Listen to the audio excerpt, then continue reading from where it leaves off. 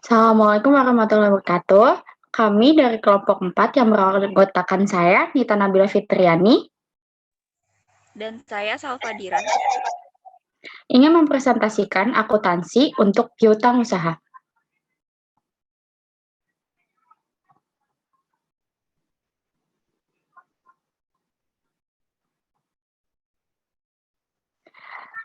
Yang pertama itu ada accounting for receivable, ya ada types of receivable, account receivable, notes receivable, sama statement presentation and analysis.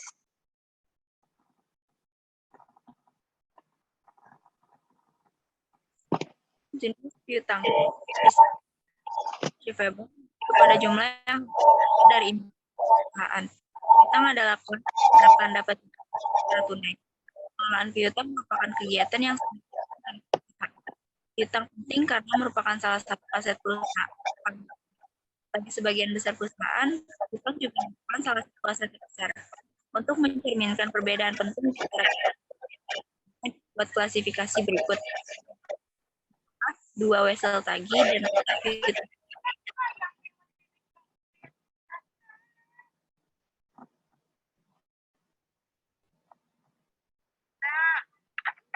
Piutang usaha atau account receivable adalah jumlah yang terhutang oleh pelanggan. Jenis piutang ini berasal dari penjualan barang dan jasa. Perusahaan umumnya mengharapkan untuk dapat menagih piutang dalam waktu 30-60 hari. Piutang usaha biasanya merupakan jenis klaim paling penting yang dimiliki oleh perusahaan. Wesel tagih atau notes receivable adalah janji tertulis sebagaimana dibuktikan dengan instrumen formal atas jumlah yang akan diterima.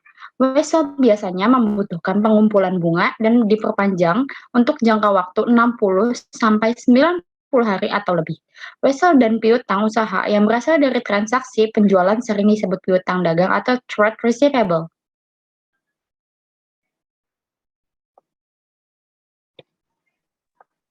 Piutang lain-lain atau other non-dagang atau non-trade receivable. Pinjaman kepada manajer di perusahaan, karyawan, dan pajak penghasilan yang dapat dikenakan. Piutang seperti ini umumnya tidak diakibatkan oleh karena itu, piutang lain umumnya diklasifikasikan dan dilaporkan sebagai item pihak dalam laporan posisi keuangan. Masalah terkait satu pengakuan piutang, penilaian piutang usaha, juga penghapusan piutang.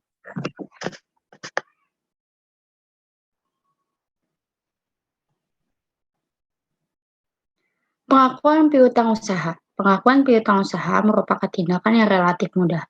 Perusahaan jasa mencatat piutang ketika mereka memberikan jasa secara kredit. Perusahaan dagang mencatat piutang ketika melakukan penjualan barang dengan secara kredit.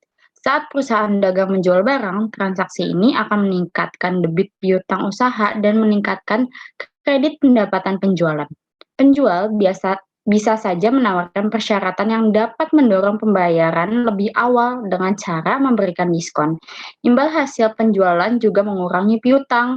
Pembeli dapat menemukan beberapa barang yang tidak dapat diterima dan memilih untuk mengembalikan barang yang tidak diinginkan.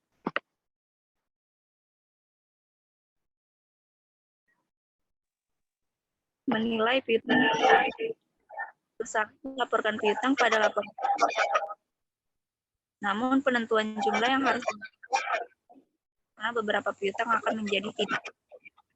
Masing pelanggan harus memenuhi persyaratan penjual sebelum penjualan kredit disetujui.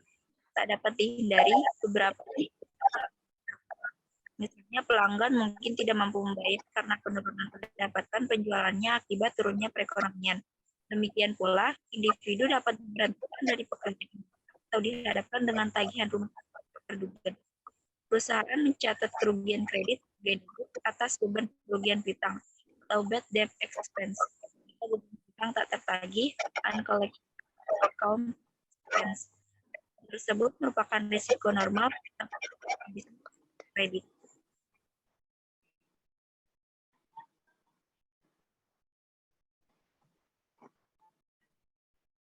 Dua metode digunakan untuk menghitung piutang tak tertagih. tak tertagih. 1. Metode penghapusan langsung, dan yang kedua adalah metode cadangan. Bagian berikut menjelaskan metodenya ini. Metode penghapusan langsung piutang tak tertagih. Dengan metode penghapusan langsung atau direct write-off method, ketika perusahaan menentukan piutang tertentu tidak dapat tertagih, biaya tersebut akan menyebabkan kerugian pada beban kerugian piutang. Dengan metode ini, beban kerugian piutang hanya akan menunjukkan kerugian yang sebenarnya tidak dapat tertagih. Perusahaan akan melaporkan piutang sebesar jumlah brutonya.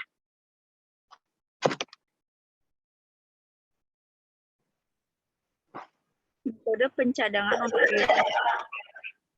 Pencadangan atau allowance method tertagih meliputi perkiraan piutang yang tidak tertagih pada akhir masing-masing periode. Memberikan pembentukan yang lebih baik pada ini juga memastikan bahwa perusahaan laporan posisi keuangan, kas, realisasi kas neto, value adalah jumlah nilai yang diharapkan perusahaan dapat terima secara tunai.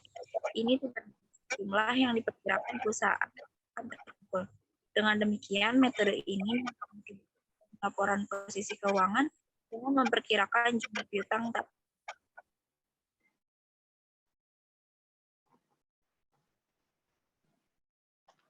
IFRS masyarakat metode cadangan untuk tujuan pelaporan keuangan bila jumlah kerugian piutang bermasalah material. Metode ini memiliki 3 fitur penting. Yang pertama, perusahaan memperkirakan piutang tak tertagih. Mereka mencocokkan perkiraan biaya ini dengan pendapatan pada periode akuntansi ketika mereka mencatat pendapatan. Yang kedua, perusahaan mendebit perkiraan tidak tertagihnya dengan beban kerugian piutang dan mengkreditkannya ke cadangan kerugian piutang melalui penyesuaian pada akhir setiap periode. Cadangan kerugian piutang merupakan akun kontra dari piutang usaha. Yang ketiga, ketika perusahaan menghapus akun tertentu, mereka mendebit piutang tak tertagih ke cadangan kerugian piutang dan kredit yang jumlahnya harus dibayarkan ke piutang usaha.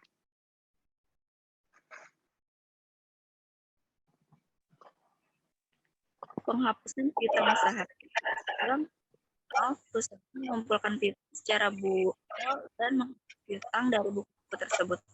Namun karena penjualan dan piutang telah tumbuh dalam arti penting, perusahaan telah berubah saat ini menjual piutang mereka ke perusahaan lain dengan memperpendek siklus operasi cash. Perusahaan menjual piutang dengan dua karena piutang dapat menjadi salah satunya akal. Bila uang ketat, perusahaan meminjam saat kredit biasa, atau jika uang tersedia, mungkin akan mahal.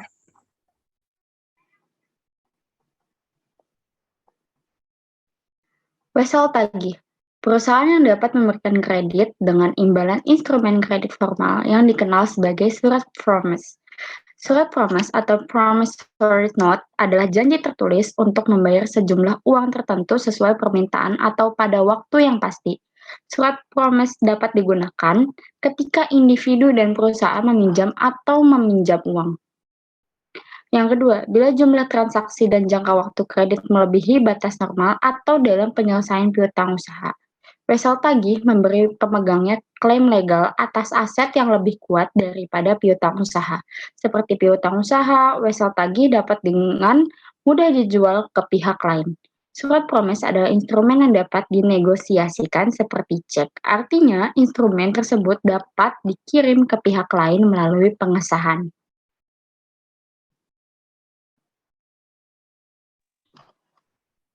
Permasalahan mendasar dalam sama seperti permasalahan piutang. Satu, mengakui wesel tagih. 2, menilai wesel tagih.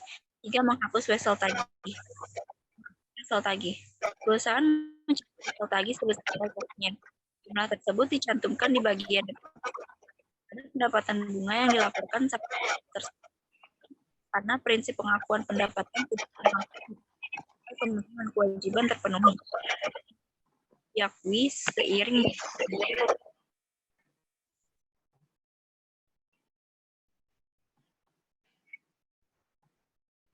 Jika sebuah perusahaan meminjamkan uang dengan menggunakan wesel, jurnalnya menjadi debit untuk wesel tagih dan kredit untuk kas sebesar jumlah pinjaman.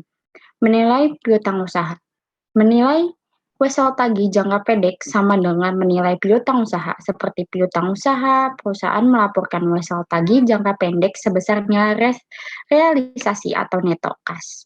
Akun cadangan wesel tagih adalah cadangan piutang tak tertagih, estimasi yang digunakan untuk menentukan nilai realisasi kas dan pencatatan beban kerugian piutang dan cadangan tersebut dilakukan menggunakan cara yang sama seperti piutang usaha.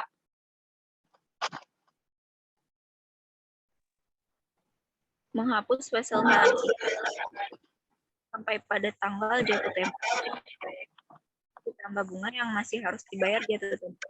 Dalam situasi pembuat wesel lalai sehingga penerima harus melakukan penyesuaian yang sesuai.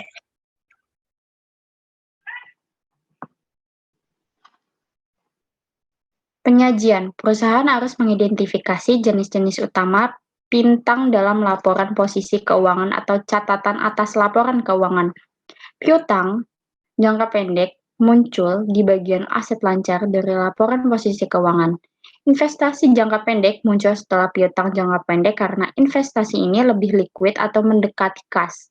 Perusahaan juga melaporkan jumlah piutang bruto dan cadangan piutang tak tertagih. Dalam laporan laba rugi, perusahaan melaporkan beban utang dan beban biaya jasa sebagai beban penjualan di bagian biaya operasi. Pendapatan bunga muncul di bagian pendapatan dan beban lain-lain. Di bagian kegiatan non-operasional dari laporan laba.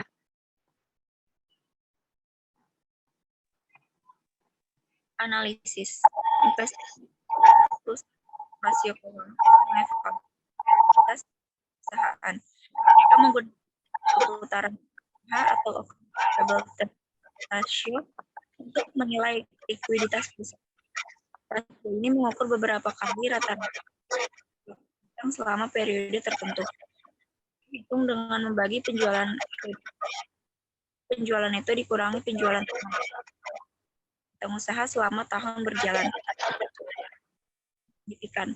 Rata-rata piutang neto yang beredar pada awal dan akhir piutang usaha.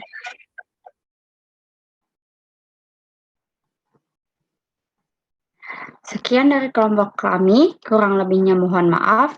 Billahi taufiq wal hidayah. Wassalamualaikum warahmatullahi wabarakatuh.